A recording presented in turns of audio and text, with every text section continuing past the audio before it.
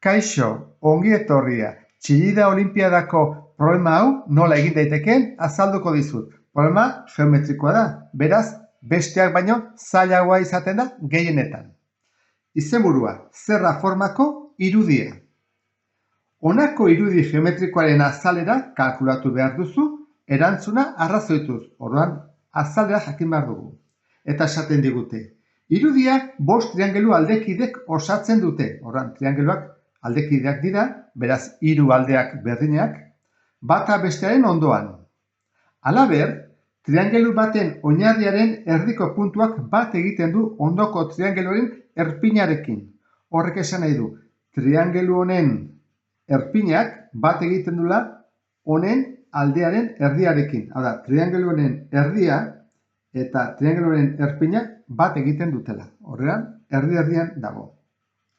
Triangeluen aldeek 2,3 zentimetro neurtzen dute.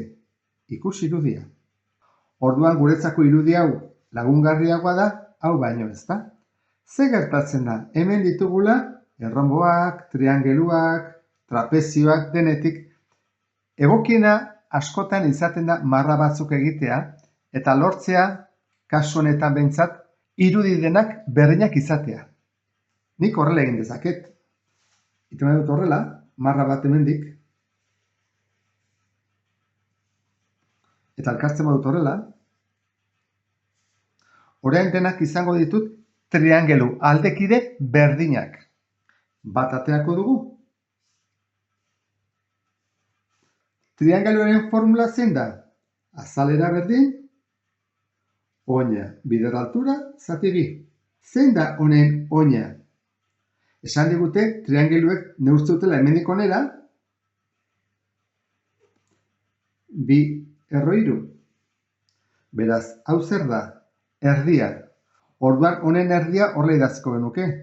2,3, zati 2. Kentzen ditugu, bidertzen ari dena zatitzea denarekin, eta gelditzen zaigu erroiru dela oina, hau dela B. Orain, falta zaigu altura. Altura da hemendik honera. Aterako dugu triangelua.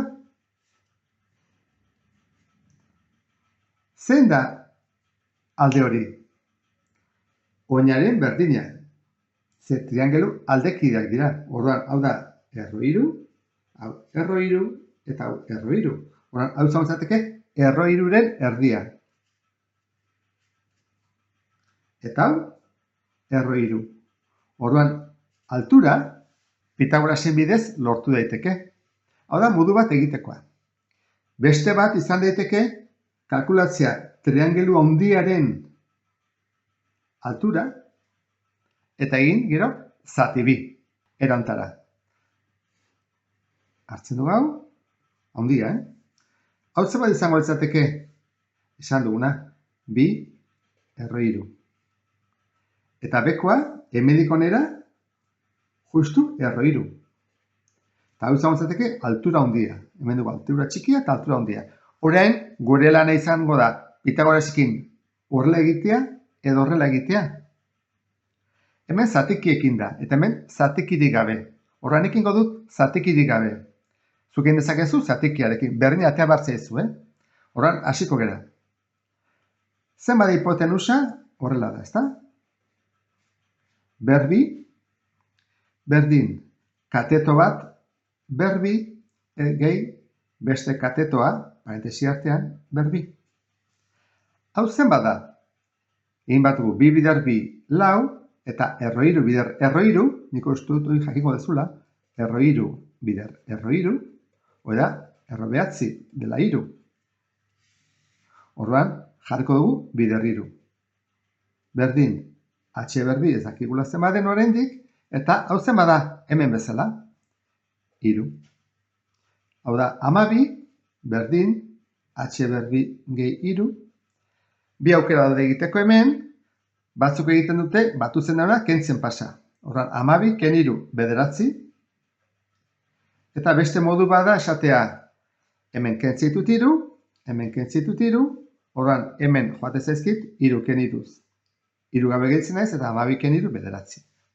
Orain, berreketa dugu, jartzen dugu erroketa behatziari, eta hau ikusi zen baden, 3.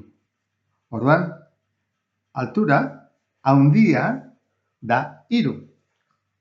Guk ez dugu altura handia nahi, gure dugu altura hau erdia. Orain barko dugu altura txikia, ate bat zeu 3 zati 2. Modu honetan egin baldin badezu Pitagoras, hau ate bat zaizu, 3 bide. Orduan, nola ja badakigun zenbaden B, zan dugu, 3. Eta zenbaden H altura, 3 bide, orain hau egingo dugu, eta horrekin amaituko dugu. Hasiko gea, azalera totala guztia, zenbat triangelu ditugu? 16. Orduan da, 16 aldiz, oina bider altura, zati 2, hola jarriko dut, oina, altura, zati 2. Gu badakigu, biderketa denean, egin dezakegula erantara, ezta? Jartzen dut 2, eta goikoarekin, egin daiteke zatiketa, ze bidertzen nahi dena eta zatitzen nahi dena, simplifikatu daiteke, hemen bezala. Orduan, 16 zati 2 da 8. Orduan jarriko dugu horrela. 8, 3 eta hemen 3 bide. Orain, biderketak ingo ditugu. Izenatzaileak izenatzailearekin, 8 bider 3 bider 3, eta zenbakitzailearekin. Hau dira, bat eta bat, beraz 2. Lehen bezala, egin daiteke zatiketa. 8 zati 2, eta gehitzezegu 4 bakarrik. Eta hemen biderketak.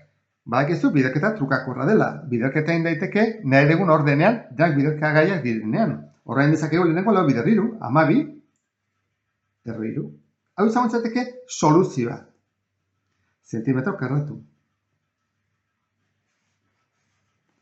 Ez pasezu horrela gustatzen, jarrazak ez du, gutxi gora bera, kalkulagailua erabili daitekelako, 20,78 zentimetro karratu.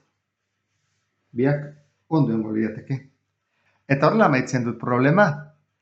Azalpena lagungarriak izan zaizkizulakoan beste bat arte. Agur!